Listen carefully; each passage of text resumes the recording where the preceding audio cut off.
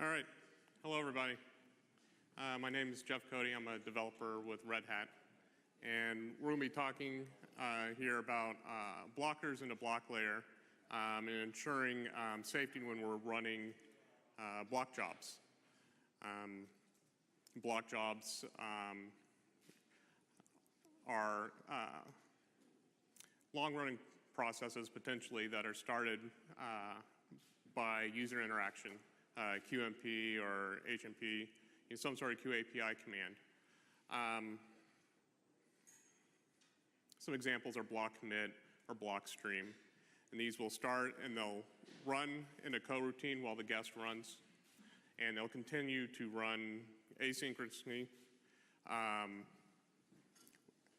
So while they're running, other things may happen that we need to be concerned about and we need to prevent from violating our assumptions about those devices and to prevent us from doing something that would violate someone else's assumptions about those devices.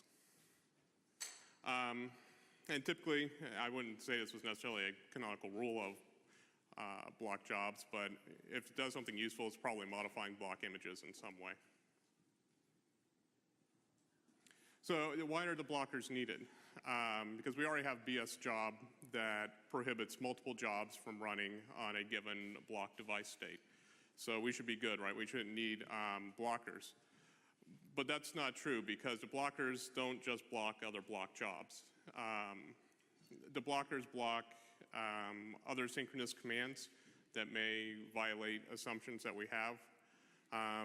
For instance, eject, the HMP commit, which is the non-live version of commit, drive delete, and others. There's several that could fall into that category. So if we look at how we have traditionally solved this problem, we had a solution in place starting from about 0.15 all the way up until 2.1 was released. And what we relied on then was a flag that's attached to the block driver state called in use, which is pretty self-explanatory. You know, we're saying, hey, this is in use, either by the block job or maybe perhaps by something else. And so hands off. It's just a Boolean flag, and it blocks the whole block device chain. There's no granularity to it at all. And it's also attached to the top top image on a given chain. And we could do that because traditionally, with our API commands, you would specify, a device ID and maybe alongside a file name. But that ID specified in references the whole chain. So you're pretty much guaranteed that you will be able to look at the top of the chain and determine if you can check the end-use flag and if that's safe to do. But some things changed with that assumption, and the change kind of started creeping in with some of the block job commands that would operate on individual nodes.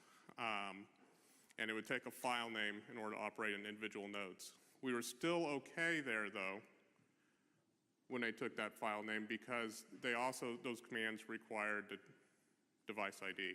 And so they could go back up to the top, look at the in-use flag at the top, and determine if it was safe to continue.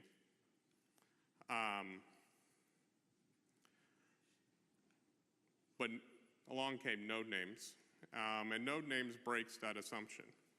So now with node names are unique in a given QEMU session, and they will uniquely identify a block device state. So all of a sudden, these commands that you could guarantee had to have a device ID, and you could rely on looking up at the in-use flag at the top of the chain, it completely throws that assumption out because now it's possible to write commands and command handlers that just take node names as an argument. And we don't have any great tools to navigate upwards from a given node name. And even still, it becomes cumbersome. So we can have multiple node names, and we need to be able to safely say, hey, I have some assumptions about how this is operating. Don't go and violate those assumptions and change the device on me, or modify its contents, or whatever we need to prohibit. And so around 2.1, we had some steps towards this direction. The in-use flag was removed, and we had backing blockers added. And so backing blockers were command specific, and they are command specific. That's what's currently in place. And they will be attached to an individual block device state. And they are based on the command, like resize, stream, commit, whatever. When you create your block driver state, they're applied automatically to the backing HD. And inside the set backing HD function, we go and we will set all the blockers at once in there. And then various block commands do check the individual commands, the individual blockers for resize or commit, and they all check their own. So this is an improvement over the in-use flag because we have the framework in place for granularity, and we have these, more importantly, attached to the individual block device states. So we no longer, once this is fully realized, we'll have to rely on the in-use flag at the very top of the chain. However, unfortunately, we still currently check at the top of the chain for the blockers. They're not set throughout the chain recursively.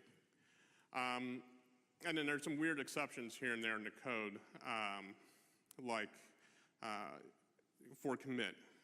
So because commit has to go through and modify underlying children nodes in the chain, we can't just set the block commit without any other recursive functions to unset it or to check it or anything like that.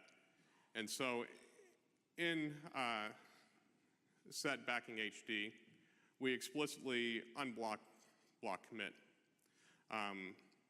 And so what this means is that we have to currently always check on block commit on the top layer, or check for block commit on the top layer, which essentially drives everything up towards the top layer again. And a lot of block jobs operate on individual nodes. And so what this happens to create is a sort of honor system where even though we have individual block driver states, we kind of rely on everyone on the honor system to ignore that and check up at the top node to make sure that the blockers are currently set. So another big issue, and I think in some ways this might even be a bigger issue, is that the blockers are based off a QAPI command. Even though the per command blockers aren't fully used yet, we have commands that will check the individual blockers, but we just, at the beginning, we set all the blockers, and so it acts as a proxy, as just another flag that just says, hey, everything's in use. But the big issue with blockers by QAPI command is if you're writing a handler, how do you know what blockers to check? You have to be aware of how everything else behaves in the system. So if I'm writing a block commit handler, for instance, what blockers do I set? Do I set a blocker for just block commit? Do I set a blocker for block stream? What do the other handlers need me to set? And what operations do I need to block? So all of a sudden now I need to know how every other handler operates so that I know which blocker commands I need to set and the blockers. And that's cumbersome and prone to error and probably not very realistic over the long term. So we have some current work on list.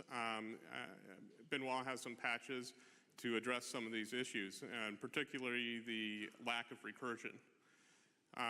So these patches add recursion to blockers, and this does a lot to make it safer. With recursion set, we can now start using the per command blockers. Whereas before, we couldn't. We just had to rely on everything being set or not set. But now that we will potentially soon have the ability to recursively set all the way down blockers, starting at any individual node, and be able to check for blockers recursively and remove them, then we can start using these independently on block driver states rather than just up at the top node, and remove some of those special exceptions too, like the block op type commit exception that's in place. And so this will protect the chain. And so one consequence of protecting the chain like that means that we can potentially remove BS job, the job field and the block driver state, only checking that and prohibiting other jobs from running. So currently, that job field is set in a block driver state, and we won't allow concurrent block jobs to operate on a given block driver state chain.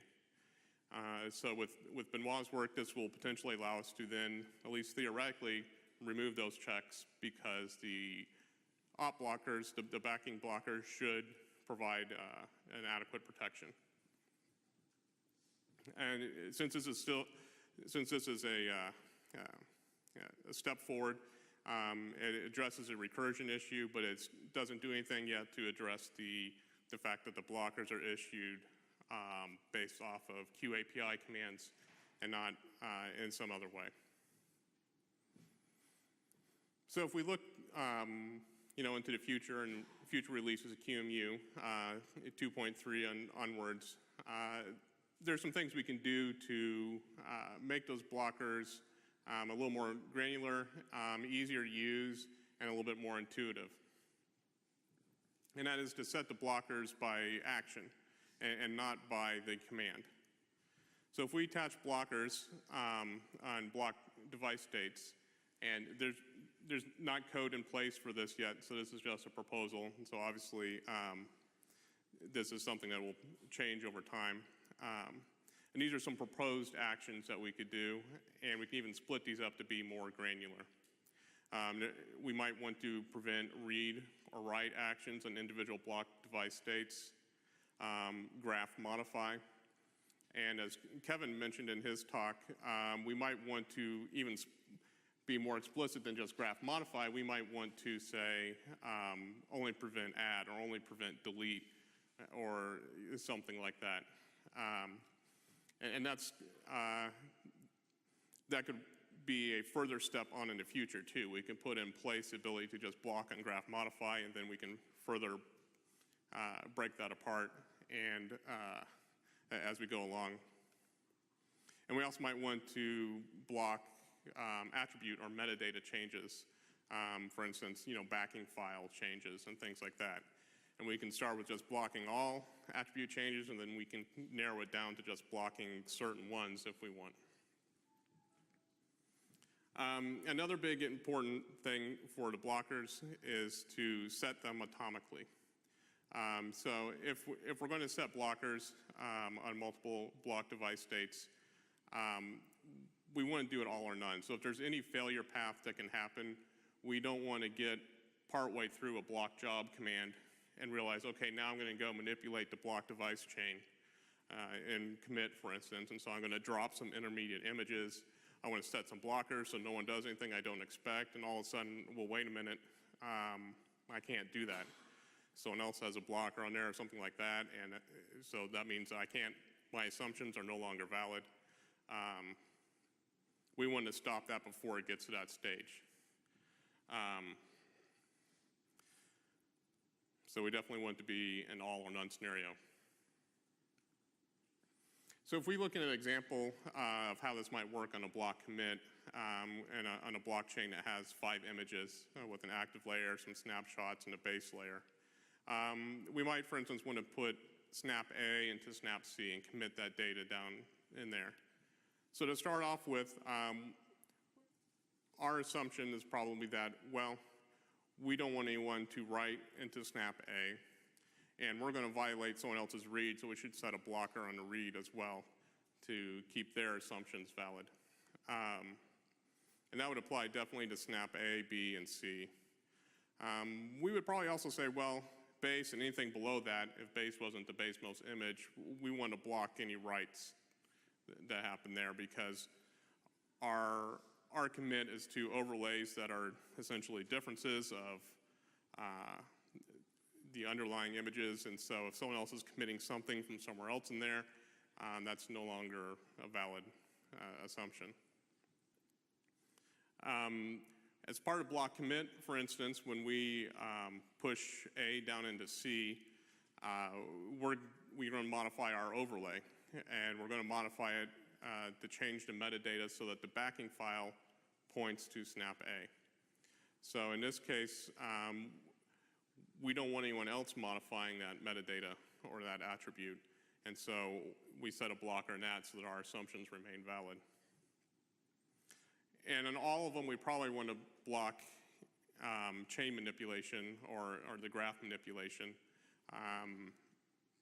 add or delete when we're doing the block commit, because we're going to be dropping nodes. So there's some issues to still think about with this. It could definitely be more granular. As we looked at those, I only had 4 listed: read, write, graph manipulation, and attributes. So a lot of work needs to be done to define what actions and how granular we can get those actions to keep it safe, but still flexible, and without going into overkill and what we don't need. And one consequence of this, if we're doing the actions, before when we're doing blocking by QAPI commands, it was the same for all. If we had blockers throughout a chain, they were all the same type of blocker. So it's easy to set and to check for. Once we have the actions, that means if, for instance, in block commit, I need to know to set different action blockers and different nodes, depending on which nodes they are and what action I'm doing. So there's some added complexity there. But obviously there's some advantages. When you're writing a handler, you only need to worry about what you're doing, what assumptions you're making, and what you're going to do to invalidate others' assumptions. And that makes it much easier than having to figure out what all the other QAPI commands are doing. And it's more granular than what we have currently, even though currently we have more blockers. They're kind of a broader category.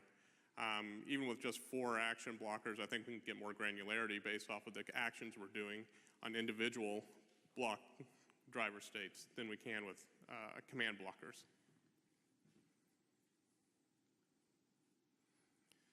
And this will potentially allow us to have more current block jobs. So if we drop the jobs fields from block driver state, that's already going to allow us to have more block jobs running concurrently.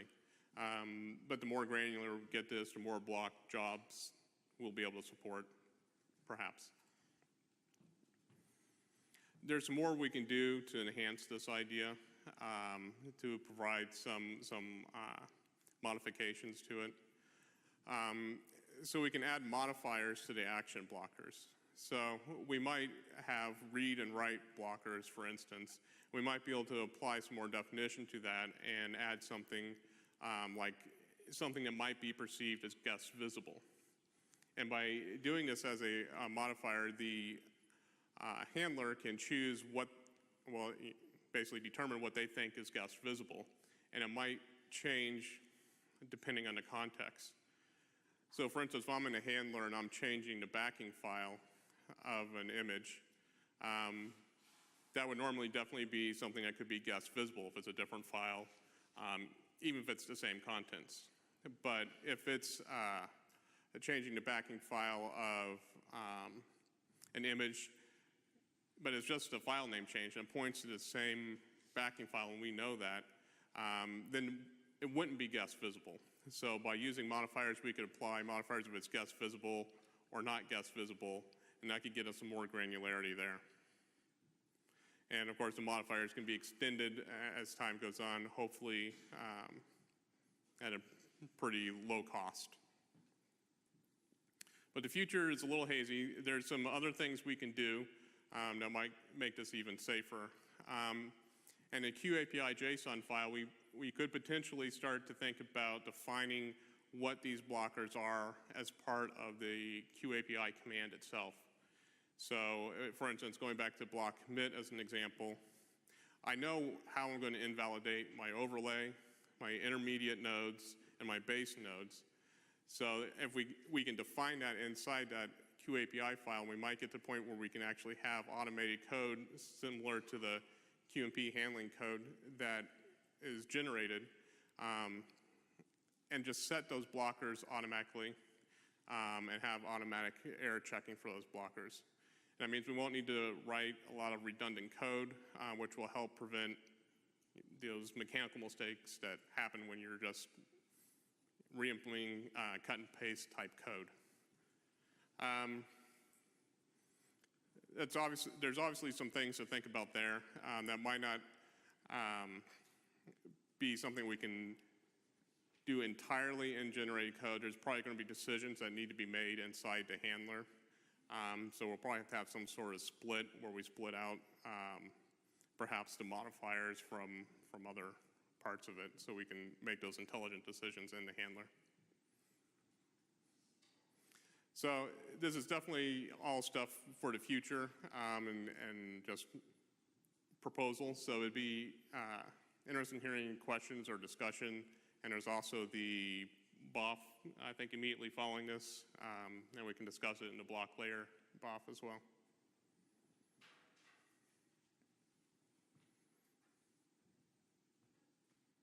Yeah. I had one question about, basically, one of the hard things about this is that we have a number of different block jobs that are doing various things on this graph. And I think so far, no one has ever drawn up a matrix of really everything that's going on. And that's why it's hard to think about and solve this problem. So I was wondering, it sounded like once you break it down to read, write, maybe create, something like that, it does simplify things. But do you think we'll be able to ever just enumerate it and look at all the different combinations so that we can be 100% sure that the blockers we're using are actually correct and that the interactions have been thought through? I think so. I don't think there's anything inherent that would prohibit us from figuring out what actions would interact with each other. It'll obviously be a lot of work to create that matrix, as you say, of how those interact. But I don't think we have to always default back to blocking based off of the command. Because the reason why we block based off command is you already are kind of, at least a programmer is thinking through what those interactions are. And so we should be able to codify that.